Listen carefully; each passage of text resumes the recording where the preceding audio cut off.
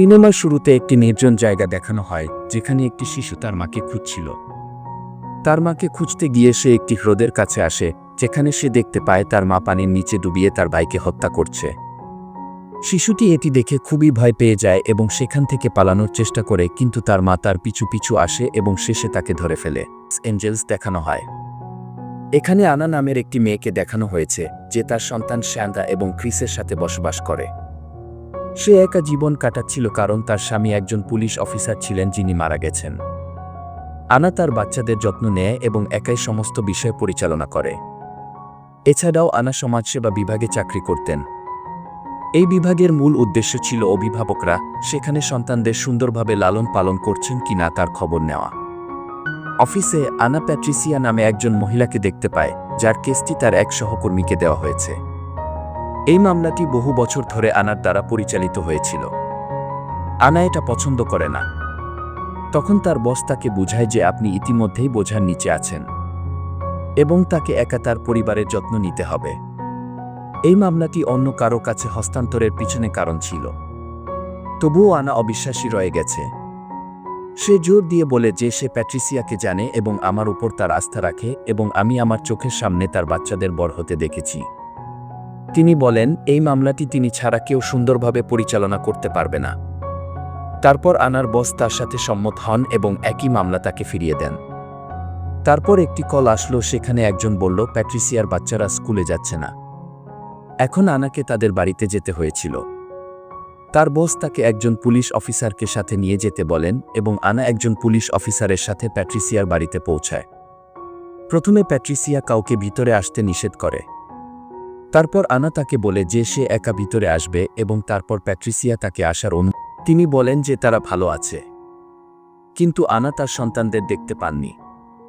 তখন আনা একটা দরজা দেখতে পায় যার উপর চোখের অনেক ছবি আঁকা ছিল।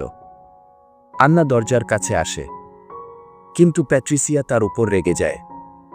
সে আন্নাকে আক্রমণ করে এবং তাকে হত্যা করার চেষ্টা করে। হঠাৎ পুলিশ আসে এবং সে প্যাট্রিসিয়াকে হেফাজতে নিয়ে যায়। এই সময় আন্না প্যাট্রিসিয়ার খাট থেকে একটি চাবি সরিয়ে নেয় এবং প্যাট্রিসিয়া তাকে দরজা না খুলতে বলে, কিন্তু আনা দরজা খুলে দেয়। দরজার ভিতরে প্যাট্রিসিয়ার 2 সন্তান ছিল। তারা দুজনেই খুব ভয় পেয়ে গেল। তারা আন্নাকে দরজা লক করতে বলে, অন্যথায় সে আমাদের মেরে ফেলবে। আনা বুঝতে পারে না যে সেই বাচ্চারা লা লোরোনার কথা বলছিল। এরপর ওই শিশুদের শিশু সেবা আশ্রয় কেন্দ্রে পাঠানো হয়। আনা তাদের হাতে একটি পোড়া চিহ্ন দেখতে পায়। শিশুরা তখন জানায় যে সে এটি করেছিলেন। আন্না তখনও বুঝতে পারছিলেন না তারা কার কথা বলছে।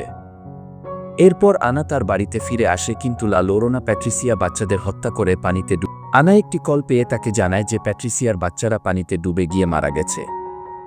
আনা সেখানে তাড়াতাড়ি পৌঁছায় এবং তার বাচ্চাদের গাড়িতে থাকতে বলে। তিনি গাড়িটি দূরে পার্ক করেন যাতে তার বাচ্চারা ঘটনাটি জানতে না পারে। আনা মৃতদেহের কাছে পৌঁছায় এবং প্যাট্রিসিয়া সেখানে আসে। সে আনাকে বলে যে তুমি আমার সন্তানদের মেরেছ এবং বলে যে কেবল একটি রাত বাকি ছিল যার পরে আমরা মুক্ত হয়ে যেতাম। আন্না তাকে জিজ্ঞেস করে কার কাছ থেকে। প্যাট্রিসিয়া উত্তর দেয় লা লোরোনা থেকে। এরপর পুলিশ প্যাট্রিসিয়াকে ধরে নিয়ে যায়। গাড়িতে সামান্থা ঘুমিয়ে পড়ে যখন ক্রিস জেগেছিল। সে গাড়ি থেকে নেমে মৃতদেহের কাছে সামান্য পৌঁছে যায়। সেখানে সে শুনতে পায় কারো কান্নার আওয়াজ। এটি লা লোরোনা ছাড়া আর কেউ নয়। লা লোরোনা ক্রিসকে ডাকছিল এবং হঠাৎ সেখান থেকে অদৃশ্য হয়ে যায়। তারপর হঠাৎ সে ক্রিসের কাছে পৌঁছে তার হাত ধরে, ফলে তার হাত পুড়ে যায়। ক্রিস অনেক ভয় পেয়ে যায়। সে গাড়িতে ফিরে আসে, কিন্তু লা লোরোনা পৌঁছে যায় এবং তাকে ভয় দেখানো শুরু করে। লা লোরোনাও গাড়ির ভিতর ঢোকার চেষ্টা করে। তারপর আনা সেখানে আসে এবং তাদের বাড়িতে নিয়ে যায়। পরের দিন সকালে আনা গির্জায় আসেন এবং তিনি রাফায়েল ওলিভেরা নামের ডাক্তারকে দাঁড়িয়ে থাকতে দেখেন।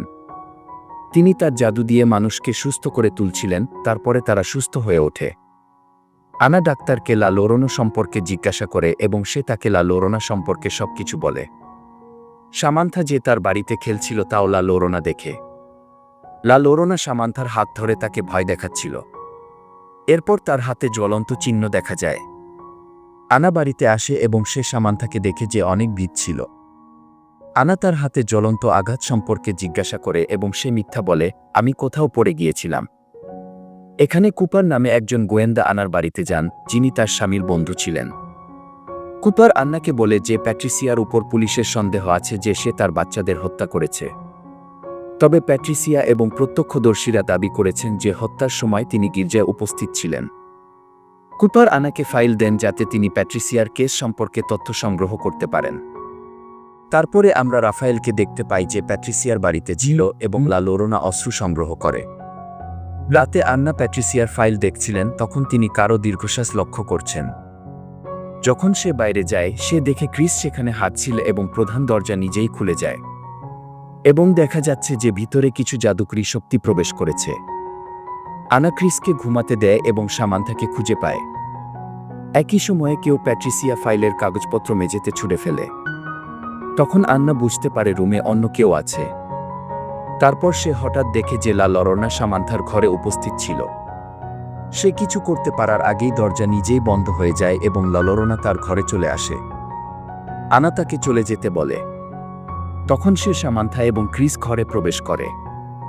আনা তাদের বিছানায় ঘুমাতে পারায়, কিন্তু সে সারা রাত জেগে থাকে কারণ সে ঘুমাতে পারেনি। আনা প্যাট্রিসিয়ার সাথে দেখা করতে যায়, কিন্তু প্যাট্রিসিয়া তার সন্তানদের মৃত্যুর জন্য আন্নাকে দায়ী করে। আন্না প্যাট্রিসিয়ার হাতে পোড়া চিহ্ন দেখতে পান। প্যাট্রিসিয়া বলে যে লা লোরোনা এটি করেছে। এখন আনাও তার বাচ্চাদের কান্না শুনবে এবং সে তাদের সাথে নিয়ে যাবে। প্যাট্রিসিয়া আরও বলে যে আমি লা লোরোনাকে আমার বাচ্চাদের ফিরিয়ে দিতে বলেছি এবং বিনিময়ে আনার বাচ্চাদের নিয়ে যেতে বলেছি। ক্রিস কারো কান্না শুনতে পায়। প্রথমে লা লোরোনা তাকে ভয় দেখায় এবং তারপর সিঁড়ি দিয়ে নামিয়ে দেয়, কিন্তু আনা হাজির হয় এবং তাকে হাসপাতালে নিয়ে যায়। ডাক্তার ক্রিসের হাতে পোড়া চিহ্ন দেখে তিনি সমাজসেবা বিভাগে কল করেন। রাতে কুপার এবং ডোনা, যারা আন্নার সহকর্মী ছিলেন, তারা তার বাড়িতে যান এবং তারা পরীক্ষা করতে চায় যে আনা তার বাচ্চাদের অপব্যবহার করে কিনা, সে তার সন্তানদের নির্যাতন করুক বা না করুক। তারপর আনা ক্রিসকে লা লোরোনা সম্পর্কে জিজ্ঞাসা করে। তারপর তিনি লা লোরোনা সম্পর্কে সবকিছু বলেন। অন্যদিকে লা লোরোনা সামান্থাকে পানিতে ডুবিয়ে দিচ্ছিল, কিন্তু আনা সেখানে পৌঁছে যায় এবং তাকে বাঁচায়। এরপর লা লোরোনাও আন্নাকে অভিশাপ দেয় এবং আনা সফল হয়, তার সন্তানদের সাথে সেখান থেকে পালিয়ে যায়। আনা সেই ডাক্তারের সাথে দেখা করার জন্য গির্জায় যায় এবং সে তাকে অ্যানাবেল পুতুলের কথা বলে। যখন সে আনাবেল ডল নিয়ে আসছিল, তখন আনা হাতের ডলটা তাকে আহত করে। সেই ডাক্তার এটাও বলে যে এই জাতীয় জিনিসগুলি শয়তানি শক্তি বহন করে। চার্চ তাদের সাহায্য করবে, কিন্তু চার্চ থেকে সেবা নিতে অনেক সপ্তাহ পার হতে পারে। কিন্তু আনার কাছে খুব বেশি সময় নেই এবং ডাক্তার রাফায়েলের কাছে অনুরোধ করেন। আনা তার বাচ্চাদের রাফায়েলের কাছে নিয়ে যায়, যারা প্রথমে তাদের সাহায্য করতে অস্বীকার করে, কিন্তু বাচ্চাদের কারণে তিনি তাদের সাহায্য করতে ইচ্ছুক হন। রাফায়েল তার প্রয়োজনীয় সবকিছু নিয়ে যায় এবং তার জাদুকরি ম্যাট ব্যবহার করে এবং ডিমের সাহায্যে সে জাদুকরি শক্তি খোঁজার চেষ্টা করে। যখন ডিম ভেঙে গেল, ভেতর থেকে কালো রঙের পদার্থ বের হচ্ছিল, যা খারাপ শক্তিকে নির্দেশ করে। রাফায়েল তার জাদুর সরঞ্জামগুলি সারা বাড়িতে বেঁধে রাখে। সেই রাতটি তারা সেখানেই বিরাজ করছিল। রাতে লা লোরোনার শক্তি বৃদ্ধি পায়। আন্না এবং তার সন্তানদের বাঁচাতে রাফায়েল তার সমস্ত সরঞ্জাম এবং শব্দ ব্যবহার করে। রাফায়েল ক্রিসকে আগুনের গাছ থেকে তৈরি করা ক্রস সম্পর্কে গাইড করে। আর যখন লা লোরোনা তার সন্তানদের হত্যা করছিল, তখন শুধু আগুনের গাছই তার সাক্ষী। আগুনের গাছগুলো তখন কাঁদছিল। ফায়ার ট্রেস ছিল এর একমাত্র প্রমাণ, যার সামনে আন্নার সমস্ত শক্তি ছায়া ফেলে। রাফায়েল বলে যে এটি একটি শক্তিশালী শয়তান এবং আমাদের সকলকে একসাথে লড়াই করা উচিত। তারপর তিনি লা লোরোনার চোখের জল পরিষ্কার করতে তার জাদুকরি শব্দ ব্যবহার করেন, যাতে সে তার বিরুদ্ধে ব্যবহার করতে পারে। রাত হলে তারা লা লোরোনা আসার বার্তা পায় এবং রাফায়েল আন্না এবং তার উভয় বাচ্চাকে মোমবাতির একটি বৃত্তে রাখে। তারপর লা লোরোনা হাঁচি দেয় এবং তার অশুভ শক্তির কারণে সমস্ত মোমবাতি নিভে যায়। লা লোরোনা প্রথমে আনাকে আক্রমণ করে এবং তারপরে সে ক্রিসকে আক্রমণ করে।